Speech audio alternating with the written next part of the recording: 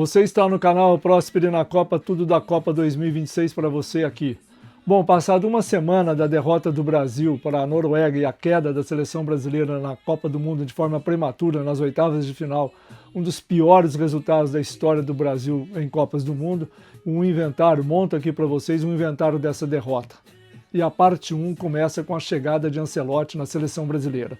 O processo se inicia em janeiro de 2023, quando o Tite já tinha saído da seleção após o fracasso na Copa do Catar em 2022.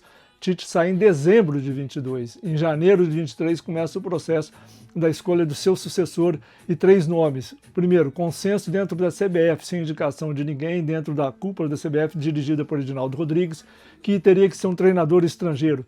3 nomes estavam na pauta: Ancelotti, Jorge Jesus, pelo seu sucesso no Flamengo em 2019, Abel Ferreira do Palmeiras, por tudo que ele estava fazendo pelo Palmeiras, grandes conquistas. Se chegou ao consenso que Ancelotti era o nome mais indicado por ter toda a aura de ser o maior técnico do mundo, aclamado por suas conquistas em clubes, nunca numa seleção. Pesou para convencer Ancelotti a assumir a seleção o staff de Vini Júnior, agentes, empresários que cuidam da carreira de Vini Júnior e o próprio Vini, ainda auxiliado por jogadores de boa convivência com Ancelotti no Real Madrid, casos de Militão, Casemiro, um dos principais dessa questão toda, para estreitar as relações de Ancelotti com a CBF e ele vir dirigir a seleção brasileira. Tudo certo, tudo encaminhado, o pré-contrato com o Ancelotti seria assinado lá para fim de novembro daquele ano de 2023. Tudo certo, pré-contrato assinado, registrado em Bolonha, na Itália, norte da Itália, onde Ancelotti tem negócios e a questão da gestão da sua carreira.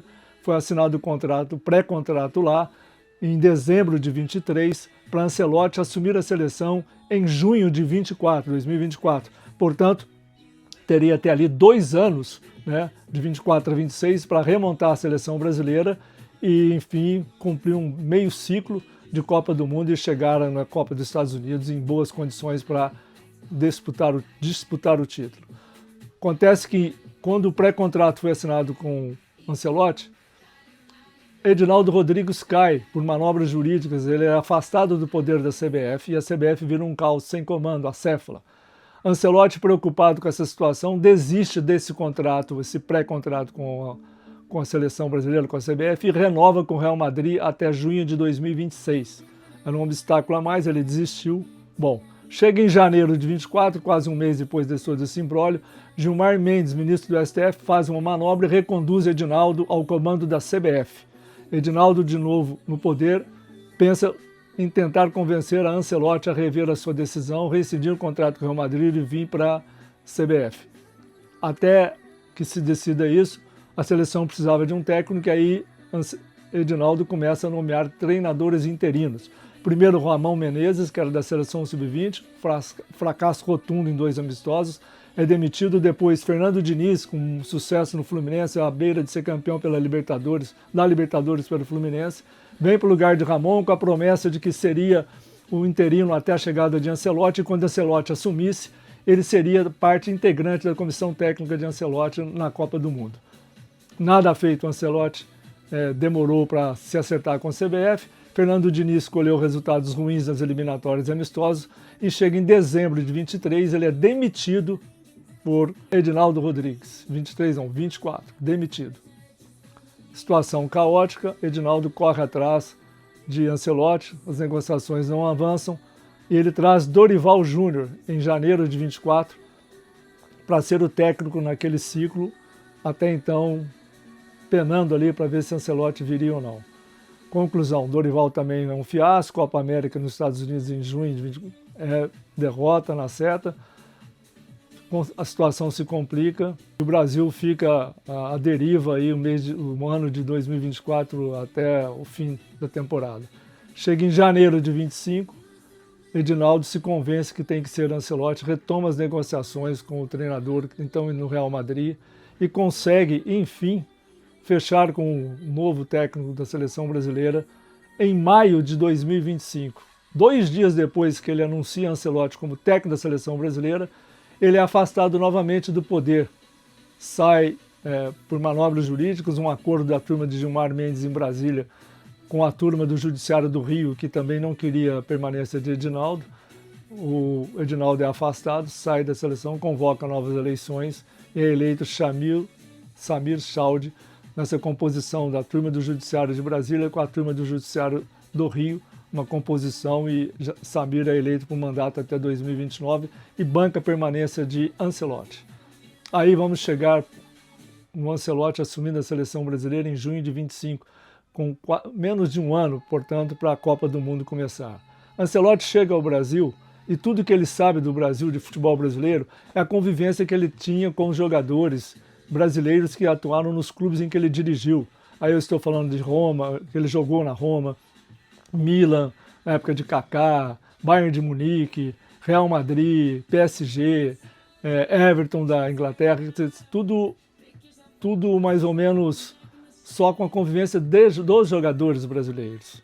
Nada da cultura do nosso futebol, do entendimento da casta dos poderes, quem manda e quem não manda, como o povo vê a seleção brasileira. O que ele tinha de informação do futebol brasileiro era a boa performance dos grandes jogadores brasileiros das décadas passadas, com quem que ele conviveu muito. Mas quando ele vem para o Brasil para sentir de perto o que é o futebol aqui, ele leva um susto com a cultura, e ele fica mais inebriado ainda com o carnaval que ele acompanhou em loco em Salvador e no Rio de Janeiro, patrocinado pelo um dos patrocinadores da seleção brasileira. E aí ele vê que a cultura popular tem algo mais do que só o futebol, só bons jogadores, entende que o carnaval é uma tradução perfeita do nosso futebol. E aí ele tenta implantar isso na seleção, mas aí já era muito tarde. O carnaval foi em fevereiro, ele percebe que precisava fazer algo mais do que ter a convivência de bons jogadores para a Copa do Mundo. E convoca a seleção, numa convocação nababesca lá da CBF, ridícula, a gente vai contar na próxima parte. Então ele chega para uma Copa do Mundo sem entender direito a cultura do futebol brasileiro. Não estou dizendo tática, dribles, nada disso, a cultura em geral. A paixão que o povo nutre pela seleção brasileira em Copas do Mundo. De 4 a 4 anos a seleção vira assunto número 1 no Brasil, uma devoção absurda do povo, da população em torno da seleção. Tudo isso mexe com a cabeça de Ancelotti. E ele faz umas escolhas equivocadas na convocação de jogadores, ainda pensando com a cabeça de clube, né? Que ele dirigia clubes e que jogadores eram importantes para determinadas funções. E quando ele chega na Copa nos Estados Unidos, ele também percebe a dimensão da cobertura da mídia, uma coisa assim, sempre foi assim, agora mais ainda, com a chegada dos influencers, dos streams, dos canais de YouTube. Então se aumentou muito, né, a concentração da cobertura da mídia na Copa do Mundo. Tudo isso misturado, decisões equivocadas dele em alguns jogos e também na convocação de jogadores, o Brasil cai diante da Noruega.